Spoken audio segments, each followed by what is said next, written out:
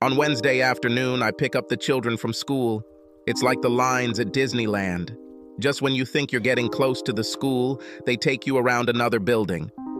Slowly moving forward, I eventually made it to the front of the line and found Dustin and Sarah waiting for me. Now that they are 13 and 14, I am not allowed to show any affection. Ugh, disgusting, Dad. What if my friends see you doing this? Yes, they have reached the age where I work as a driver, an ATM, and a food bank. I answer the phone on Wednesdays because Hannah has her weekly project review. She leads the design team at the interior design company where she works. They build luxury office spaces and mansions. As part of a national organization, they make sure every project is special. There's nothing worse than seeing something you paid handsomely for appear in someone's corporate PR press release. Needless to say, I was surprised to see Hannah's sedan in the driveway. Maybe she left something behind that she needed? Otherwise, why wouldn't she go into the garage? While parked in my part of the garage, the kids jumped out and attacked the refrigerator. Hey, take it easy, guys. Save room for dinner. Setting my briefcase on the floor, I walked into the living room to find Hannah curled up on the couch, covered with a blanket. The day was warm and the house was definitely not cold. Hey, baby, what's going on? I don't feel very well.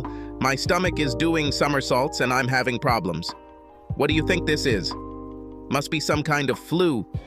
Okay, so why aren't you in bed? I was, but I had an accident. Could you please change the sheets? Taking 2 steps into the bedroom, I realized what had happened to her. I went out to the garage and grabbed a nose clip and some latex gloves.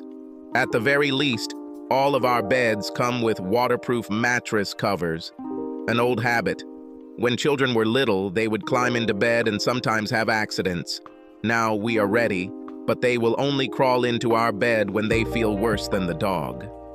I wasn't going to cook dinner after this ordeal, so I ordered pizza and took a shower, emptying a can of air freshener.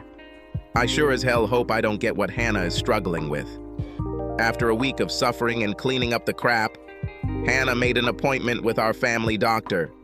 It was pretty much a waste of time. Predictable answers. Probably the flu. Give him a little more time. See you in a week if this doesn't go away. So 2 weeks later, Hannah went to the doctor again. She lost several pounds because she didn't eat for fear it would come out the other end. Energy drinks are her cuisine. The doctor ran some blood tests, but nothing was far enough out of range to warrant any further action. Over the next few weeks, Hannah learned to live with it. She felt like crap, pun intended, and was wearing adult diapers and baggy pants to hide the fact. It was my job to pick up the groceries. No, I didn't use a list. It was easier to pay the full fare and have Hannah place the online orders. While the kids and I wanted something to do on the weekend, Hannah never felt up to it. We did some things without her. Our personal life has suffered greatly. There is nothing surprising. Who wants to do dirty things when you risk doing even more dirty things? At least I jerked off from time to time. Oh shit. 2 months later, Hannah turned to a specialist. Of course, she felt great the day before and on the day of her appointment. They did blood tests until our insurance deductible was met. Kiss these 5 pieces goodbye. Some elevated levels of unknown enzymes were found in her intestines. It made sense, but it wasn't explained why. Possibly Crohn's disease, but tests for that were negative. She was given the oh-so-popular, "keep an eye on this." One evening, I jokingly asked, "Do you think I make you sick?" "How can you say that? You've been great taking care of me since this started. I'm so tired of fighting this. I wish they would find something, anything." Hannah's new life was that of a recluse. She worked a lot at home and rarely went outside. Her weight dropped another 20 pounds. From time to time, she felt better, but that only lasted until the weekend. The kids were so busy with their sports schedules that they really didn't notice how rarely Hannah attended their games. Time passed as usual. Hannah wasn't sick enough to miss work, but she was slowly losing her team. Management demoted her. Months turned into years. Hannah felt guilty that we weren't having sex, so she took one at a time, about once a week. It was better than nothing. After Dustin turned 16, He became hell on wheels. I no longer had to worry about getting him and Sarah to and from school. Now I had to worry about why they weren't home. At least Hannah was trying to help. She rarely felt 100%, but she learned to live with it. For a while, Hannah seemed to be getting better with her bowel problems, but that only lasted about 6 months. When the problems returned, everything was just as bad as before. Hannah cried a lot. Her life went on as usual. Dustin graduated from high school and was heading to college. Sarah graduated early and was also out the door. The day after Sarah graduated from high school, I cornered Hannah. "We need to talk." "Fine. What's the matter?" I filed for divorce, citing irreconcilable differences. The stunned look turned into full-blown rage. "Did you cheat on me? How can you do this to me? The kids have grown up, and it's time for me to move on. How can you leave now? I know the last 5 years have been hard, but I never stopped loving you. What have I done to deserve this?" "Dennis Wilson." Hannah's eyes widened. No matter how hard she tried, she could not hold back her tears. "You knew?" "This is a stupid question. I was just biding my time until the kids left for college. It was cheaper to support you while they lived at home. I hope it was worth it." "But John, that was many years ago. We've already been through this. I'm sorry. I was wrong and shouldn't have done this." Cry me a river of tears. Wrong or not, you did it and felt no remorse. Heck, you even contacted him again once you felt better. Back off. As soon as I moved, Hannah instantly perked up. She no longer suffered from intestinal problems. I really made her feel sick. We sold the house and split the profits. I thought I could avoid counseling, but that wasn't the case. The result remained unchanged. I would rather take a chance on a new search than continue with a known cheater. When I found out that Hannah was having an affair with Dennis Wilson, I was devastated. I came across Hannah's secret email account, so I installed a program on my phone to monitor her activities. You spend your life dedicated to your partner and find that you are not enough for her.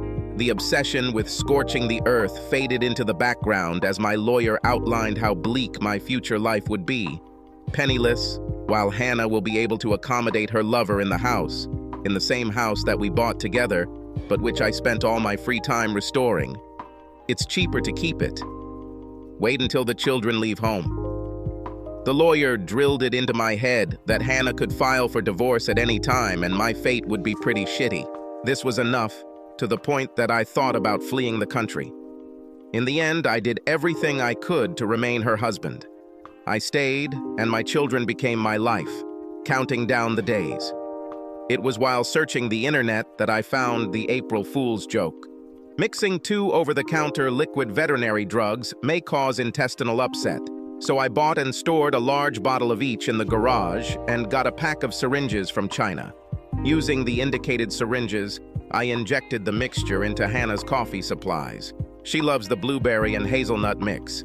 The kids didn't drink coffee and I hated the mixture. For the first few days, Hannah didn't complain at all until I increased the dose of the formula. That's why that first Wednesday was so hard for her. I've clearly gone overboard. Of course, I used too much early on, but eventually I found a happy medium. It was enough to make her feel like crap, but not bad enough to send her to the doctor. It was funny how her friends, after drinking a cup of spoiled coffee together, then caught the flu. Friendly fire. I discovered that she turned Dennis down on multiple occasions. No, it wasn't because she didn't want him, she just didn't feel ready for it. He finally gave up. After a few years, I thought Hannah's novel was dead and buried. That's when I cut back on the medication. Although not completely, since I was still in revenge mode. But then Hannah reached out to him again. I increased the dosage, and Hannah relapsed. A week later, she again turned to the specialist. The day before and on the day of her appointments, I made sure Hannah used conditioned coffee. Although she claimed that she was devastated and unprepared for my divorce petition, I was not moved by her tears. It was only after I gave her the investigator's report from 5 years ago that she realized how serious I was. Dennis's wife received a copy and named Hannah in her divorce petition. I made sure all of Hannah's friends and family received copies, which caused my phone to stop ringing. I was no longer the uncaring, heartless bastard who abandoned a hopelessly ill Hannah in her time of need. Dennis suffered greatly during the divorce. Now he eats ramen noodles and drinks water while his ex-wife entertains his replacement. I find this to be revenge enough. As much as I'd like Hannah to know how I did it, I'm afraid I may have crossed some legal lines. So I grin a lot. Will I get married again? Most likely no. Maybe. Who knows? I can't even enjoy dating without fearing the heartbreaking pain Hannah caused me. Time heals is my last hope. Subscribe to our channel so that your second chaff doesn't cheat on you, and go ahead and listen to the next story, because this story is nothing compared to the next one. If you're under 18, don't even think about listening to the next one.